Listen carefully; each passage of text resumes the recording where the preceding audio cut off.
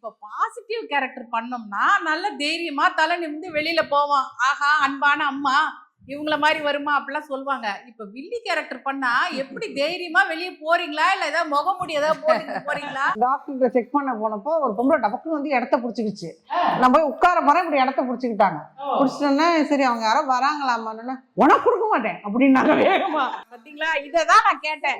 அப்படி போய் உட்காந்துக்கலாம், அவளுக்கு கொடுக்காத அப்படின்னு வர இந்த அம்மா அந்த பிள்ளைகிட்ட சொல்லுது.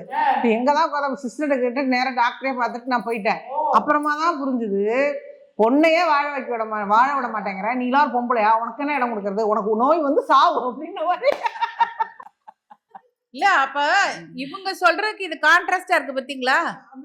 இது ஜனங்க வந்து நம்மள அந்த அளவுக்கு வெறுக்கலன்னு சொல்றாங்க.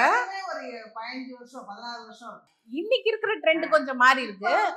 இது 15 வருஷம் முன்னாடியா? இவங்க இப்ப உள்ள பசங்க எல்லாம் என்னன்னா அவங்க ஒர்க், அவங்க ஜாப் அவங்க பண்றாங்க, அந்த மைண்ட் செட்டுக்கு எல்லாருமே வந்துட்டாங்க.